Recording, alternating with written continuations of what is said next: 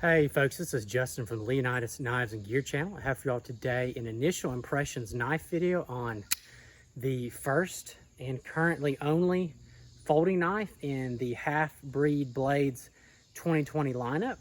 And this is the LBF-01. That stands for Large Bush Folder Model 1.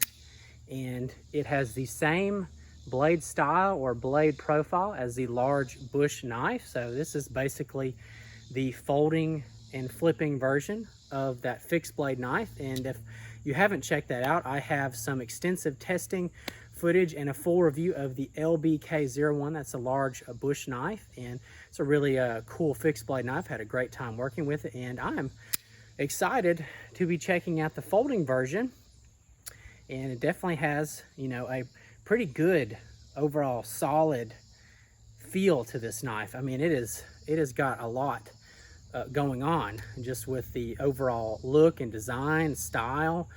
There's a lot of heft and there's a lot of weight to this knife, so I'm going to talk about the weight here shortly after some just design features. But yeah, it has that same blade profile as the LBK. I really like it. It's a modified drop point, that really awesome fuller on there, and handle seems very comfortable. Man, just wow, just a beefy folding knife. I believe it's the only flipper in my collection. I've actually not really gravitated towards flipping knives, but I gotta say this one's kind of fun to play with. But man, what a beast.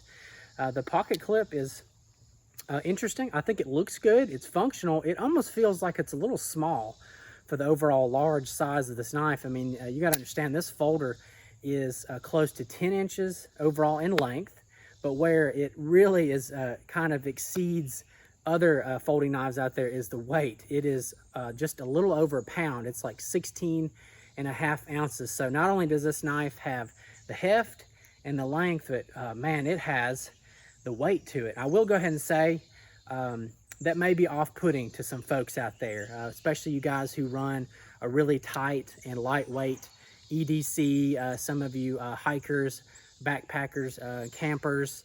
You know, a knife, maybe not this size, but a knife that has this kind of weight, it may not be for you. That's kind of why it's interesting, as you know, they're calling this a bush knife, which the general feel and functionality of this knife, it feels rugged, and like I have really good feelings for this knife, but with that kind of weight, it almost kind of gives the impression to me like it's some sort of urban assault knife in a way, because it's just it's very aggressive with the pommel. Glass breaker, skull crusher, you can call it that as well. It's not something that I necessarily love or hate on a knife. I don't normally go out of my way for it, but this one feels particularly aggressive on the LBF. And really what's going on with that weight is their various choices of steel. There are overall 4 different types of steel products going into this knife, which is pretty amazing. I've never really seen that before. The blade is the premium S35 VN, so got a really nice steel for the blade. The liner is a little more basic. I think it's like a 420 stainless steel, but it has, you know, good structural integrity. The actual scales are titanium, so that drops some of your weight. But what's really what really gets you at the end is that pommel I was talking about.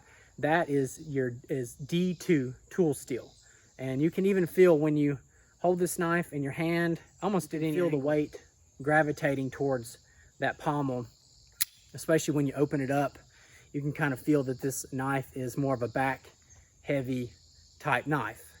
Once again, you know, it might be off-putting to some. I gotta say, I mean, I'm really excited to see what this knife can do, because when you have a folding and a flipping knife of this caliber, you really want to know, how does that lockup handle, you know, with extreme stresses, you know, testing and things like that. So I'm really curious because it's a liner lock.